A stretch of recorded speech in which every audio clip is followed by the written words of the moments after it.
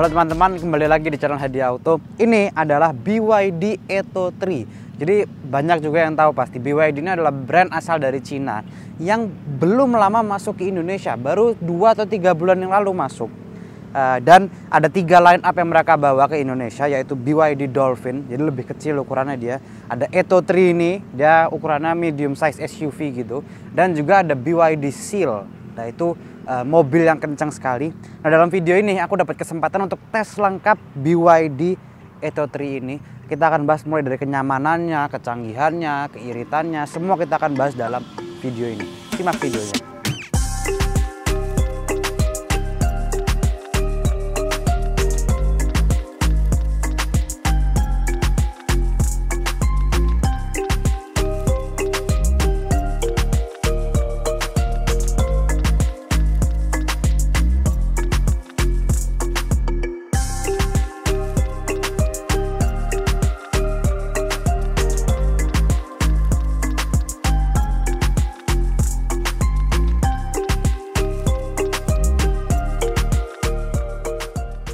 Nah jadi seperti aku bilang, BYD membawa beberapa line up mereka ke Indonesia.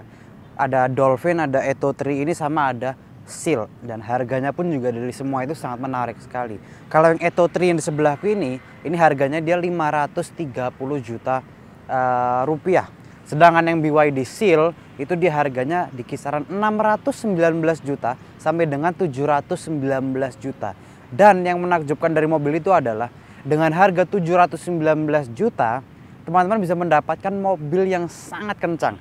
Mobil BYD Seal itu akselerasi 0 sampai 100 km per jamnya tuntas hanya dalam 3,8 detik. Sedangkan BYD Atto 3 ini untuk akselerasi 0 sampai 100 km per jamnya tuntas hanya dalam 7,2 detik. Bagian depannya dia simple ya sebetulnya. Di sini ada logo BYD yang besar. Nah, BYD ini adalah singkatan Beyond Your Dreams. Singkatannya BYD itu ya. Nah, lampunya LED dilengkapi dengan aksen-aksen biru, lihat. Dan lampunya ini sangat terang sekali. Aku sudah coba, apalagi kita menggunakan lampu jauhnya, apalagi dia sangat jauh. Nah, di RL-nya dia bentuknya seperti ini, memanjang sampai bagian bawah, dan ini 2-in-1 sama lampu indikator ya. Dan sayangnya yang lampu indikator depan tidak sequential. Jadi nyala bukan secara halus gitu ya. Jadi hanya bagian belakangnya saja yang sequential.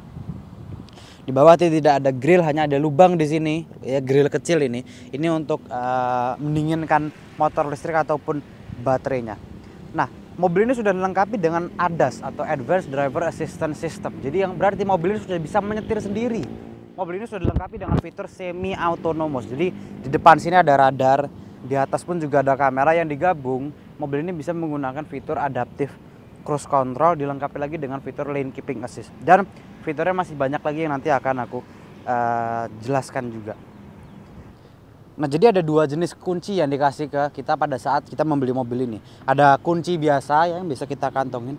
Ada kunci yang berbentuk kartu, sama seperti di Tesla. Nah, kuncinya itu kalau misalkan kita menggunakan kunci biasa seperti ini enak, tinggal kita kantongin aja. Kita mau masuk mobil, keluar mobil, cukup menggunakan tombol di sini untuk membuka mengunci mobilnya. Tapi kalau kita menggunakan kartu, itu memang perlu usaha lebih lagi sedikit. Jadi kalau kita menggunakan kartu, itu kita harus tap kartunya di bagian sini. Ada tulisan NFC di sini. Jadi kita bisa pilih salah satu kalau misalnya kita membawa kunci atau kita membawa kartu. Sama aja sebetulnya. Tapi sayangnya memang kalau menggunakan kartu itu kita nggak bisa, misalnya kita kartu kita taruh dompet aja gitu. Itu kita mau buka langsung dari tombol di sini nggak bisa. Jadi memang kartunya harus betul-betul di tap dulu di sini. Nah, chargingnya, jadi tempat chargingnya dia ada di sini. Sudah support juga untuk fast charging mobil ini. Ada untuk AC dan ada juga untuk DC. Nah, untuk yang DC, mobil ini bisa menyerap daya sampai 70 kW atau 70.000 watt. Yang berarti mobil ini bisa dicas juga cukup cepat seharusnya. Karena kapasitas baterai mobil ini kan nggak nyampe 70 kWh. Jadi harusnya cepat sih. Tadi aku juga sudah ngecas, mencoba cas 40 menit saja dengan wall charger yang bisa 45 kW. Itu bisa sekitar 40% naik gitu. Jadi per 10 menit dia bisa 10%. Harusnya dengan charger yang lebih tinggi lagi dayanya, ini mobil bisa lebih cepat lagi sih ngecasnya. 20% sampai 80% ini bisa dalam 30 menit sampai 40 menit, yang berarti udah lumayan cepet sih itu. Kita ke bagian belakangnya. Bagian belakangnya, nah yang aku suka itu dia ada light bar yang dari ujung sampai ujung, dan ini keren banget pada saat nyala di malam hari ya. Dan juga lampu indikatornya dia sudah sequential seperti ini. Nah, dia sequential seperti itu. Nah, ini dia light bar, dia nyala juga. Light bar dari betul-betul dari ujung sini sampai ujung kanan lagi, yang keren sih menurutku, keren banget. Nah, ini diberi stiker sama mereka nih, membuka bagasi trunk open, dikasih stiker sama mereka jadi kita nggak keliru juga. Nah, bagasinya ini cukup besar deh menurutku. Ditambah lagi ada separator di bagian atas. Di bawah, ini ada tempat penyimpanan lagi yang besar, jadi kita bisa meletakkan untuk charger kita. Itu bisa kita letakkan di sini juga kalau misalkan kita mau. Gede kompartemen bawahnya, bagasinya pun juga besar. Ditambah lagi kita bisa melipat kursi bagian tengah lagi, jadi kita bisa mendapatkan space yang lebih besar. Oke, ini kita lihat sekarang. Tapi sayangnya di mobil ini ya, ini kan mobil listrik ya, harusnya bagian depannya itu menurutku bisa dimanfaatkan untuk front trunk-nya ini loh. Jadi bisa menambahkan bagasi di bagian depan. Ioniq 5 aja juga ada. Ini harusnya dengan space gini banyaknya nih di sini, ini bisa dijadikan bagasi bagian depan menurutku. Oke, mobil ini memiliki baterai yang ukurannya 60,4 kWh. Baterainya diletakkan di tengah di bagian bawah. Jadi di bagian bawah, jadi mobil listrik itu baterai selalu di bagian bawah, sehingga juga bisa memberikan center of gravity lebih bagus. Jadi handlingnya pun juga bisa lebih bagus mobilnya. Nah, motor listrik itu di bagian depan, yang berarti mobil ini itu front wheel drive. Motor listriknya itu menghasilkan tenaga 204 HP dan torsinya 310 Nm, yang berarti besar tenaga dan torsinya itu. Apalagi juga kita tahu ini mobil listrik itu selalu bisa menghasilkan tenaga dan torsi yang instan pada saat kita akselerasi. Berapa range dari mobil ini? Jadi ada dua klaim ya. Yang satu klaimnya dia 480 km, dan yang satu lagi juga range-nya dia sekitar 420 km. Tapi kalau aku lihat dari aku ngisi tadi, memang kisaran baterainya itu sekitar dari 50% sisa bateraiku itu range-nya dia sekitar 210 km. Jadi kalau digabung ya harusnya 420 km. Tapi itu juga tergantung dari cara nyetir kita. Kalau cara nyetir kita agresif ya bakal lebih cepat habis lagi baterainya itu. Oke, mungkin itu di bagian depan. Sekarang kita langsung lihat ke bagian mesinnya. Sekarang kita langsung lihat ke bagian interiornya. Nah, kursi bagian belakangnya ini adalah posisi berkendaraku ya. Dan ini tempat duduknya enak. Space-nya pun dia juga cukup lega ini menurutku. Tinggi 179 cm. Sisa legroom masih 5 jari lebih ini, 6 atau 7 jari mungkin. Headroom dia masih ada sisa 5 jari lagi, tapi kalau digabung sama sunroof dia masih lebih banyak sisanya. Kursinya dia enak, cuman sayangnya ya dia agak tegak menurutku bagian belakangnya, agak sedikit tegak. Jadi ini sudah fix posisinya, nggak bisa kita atur-atur lagi sama sekali. Iya udah fix di posisinya. Sayang banget dia agak tegak, harusnya kalau bisa lebih rebah sedikit aja itu dia bisa lebih enak lagi. Di tengah ini ada armrest yang cukup besar ya, dan empuk banget ini armrest ya. Jadi untuk sandaran tangan pun juga enak dia. Di bawah sini ini ada dua colokan. Nah, ini colokannya enak dia. Ada satu colokan USB biasa, ada satu colokan USB-C. Jadi kalau kita masih menggunakan colokan USB biasa, itu kita masih bisa ngecas di sini. Kalau udah USB-C sih juga bisa ngecas di sini. Karena banyak mobil yang sekarang sudah full menggunakan USB-C. Di depan ini ada tempat untuk meletakkan handphone, sama ada seat pocket lagi tambahan. Jadi HP kita bisa letakkan di sini juga kalau kita mau. Jadi enak juga. Sama di sini ada tulisan BYD Design. Ya, tulisan BYD Design udah hampir di mana-mana sih. Di depan ada, di belakang ada, lumayan banyak tulisannya. Oke, sekarang kita langsung lihat ke bagian paling depannya. Nah, ini membuka pintunya, ini handle-nya di sini nih. Jadi kita tarik ke belakang seperti ini. Dan ambient light-nya ini loh. Jadi ambient light-nya ini bukan seperti Mercedes-Benz atau BMW yang kita bisa ganti-ganti, enggak. Dia gini terus ganti-ganti warna terus gitu. Keren gitu loh, apalagi malam hari sih, keren banget. Kita lihat depannya. Oke, bagian paling depannya ini nih yang menarik menurutku. Pertama kita bahas dulu dari posisi berkendara. Posisi berkendaranya ini dia enak menurutku, karena setir ini juga bisa diatur tilt Nah, tilt maupun teleskopik, walaupun teleskopik ini nggak begitu jauh, tapi buat aku sudah bisa mendapatkan posisi berkendara yang enak posisi berkendaranya. Instrumen di depan ini memang kecil menurutku ukurannya, informasinya pun agak padat, jadi agak dempet-dempetan gitu sih. Tapi ya lumayan lah, oke lah, layarnya pun juga lumayan jernih dia. Nah, setirnya bentuknya oke, di tengah ada logo BYD juga yang besar. Setirnya pun juga enak digenggam sih ini. Kulitnya pun dia juga cukup empuk, warnanya warna biru tua seperti ini dengan jahitan-jahitan warna merah. Tengah, nah ini nih yang banyak orang suka juga, yaitu layar tengahnya ini bisa diputar-putar, jadi seperti ini. Ini bisa kita buat portrait seperti ini, bisa juga kita buat landscape. Nah, apa manfaatnya? Nggak ada sebetulnya. Apakah bisa lebih gimana tuh enggak. Jadi sebetulnya ini layarnya bisa diputar-putar apa enggak itu bisa buat nunjukin ke temen juga sih. Lihat nih, layarku bisa muter-muter ini. Tapi kalau kegunaannya sih sama.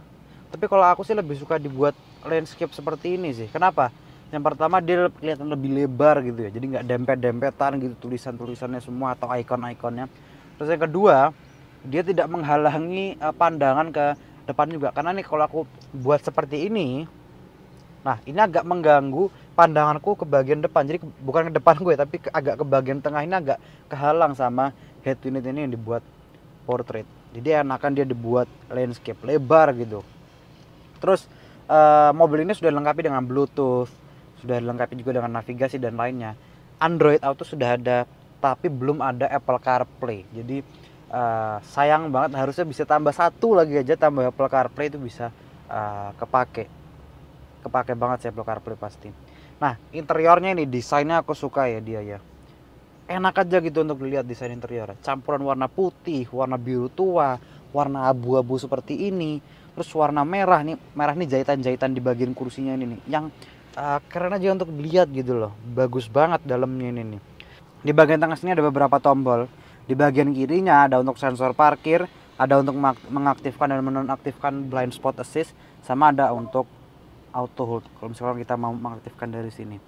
Tengah, nah ini tengah, bagian bawahnya di bagian kiri adalah untuk mengatur regeneratif brakingnya. Jadi bisa kita atur dari sini. Hanya ada dua pilihan, ada high sama standar. Belum ada one pedal driving operation di mobil ini. Di sebelah kanannya adalah untuk mengatur mode berkendara, ada normal, sport, dan ada eco. Nah, bagian tengahnya adalah untuk mengaktifkan dan nonaktifkan traction control. Oke, nggak usah berlama-lama lagi. Kita akan bahas lebih banyak tentang mobil ini di jalan. Kita rasakan seperti apa mobilnya.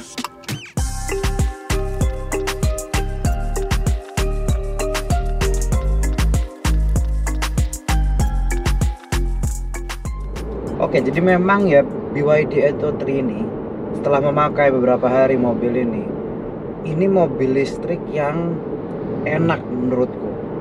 Pertama yang aku suka yaitu cara akselerasi dari mobil ini. Jadi kalau kita ngegas pakai mobil ini tuh ya, itu tuh bukan seperti jadi gasnya tuh bukan yang responsif banget tuh, enggak. Jadi dia bisa menyalurkan tenaga secara gradual gitu.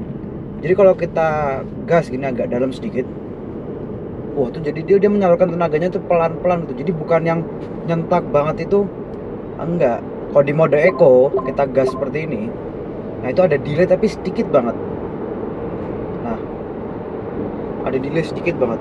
Di mode sport, nah itu baru dia, wah itu lebih banyak lagi tenaganya keluarnya. Jadi aku suka ya, jadi nyalurin tenaganya itu secara halus gitu loh. Enak banget. Terus suspensi dari mobil ini ya empuk. Ya bukan yang empuk banget, enggak. Apalagi di jalan tol juga di kecepatan tinggi. Wah, ini mobil enak, bandingan suspensinya itu empuk dia. Mobil ini tenaganya besar ya, seperti aku bilang, 204 HP. Penggeraknya penggerak depan. Kita coba aja tenaganya. 1, 2, 80, 90, sudah 100. 0 sampai 100 km per jamnya itu 7,2 detik, yang berarti sama persis akselerasinya seperti di Ioniq 5. Padahal ini mobil tenaga tidak sebesar Ioniq 5, tapi figur akselerasinya dia bisa kurang lebih sama dengan Ioniq 5 yang long range ya, bukan yang standard range. Dia ada beberapa kekurangan yang aku temukan di mobil ini. Yang pertama yaitu mobil ini belum ada Apple CarPlay. Jadi mereka sudah memasang Android Auto di mobil ini. Sudah ada Android Auto, dia sudah ada Bluetooth, sudah ada media, navigasi, semua ada. Apple CarPlay aja dia yang belum ada. Di BYD Seal itu ada Apple CarPlay. Sayangnya di sini dia nggak ada. Itu menurutku sayang banget, harusnya bisa ditambahin itu. Terus yang kedua adalah kaca belakang. Sebetulnya bukan kaca belakang ya, tapi kalau misalkan kita ngeliat ke belakang menggunakan spion yang di atas ini menurutku agak kecil kaca belakangnya itu kelihatannya. Jadi kurang besar gitu loh.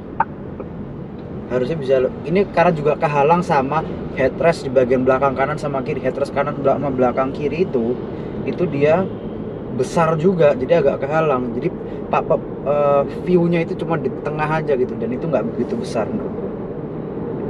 Nah, yang ketiga, mobil ini nggak punya one pedal driving operation, jadi nggak bisa disetir hanya dengan satu pedal aja.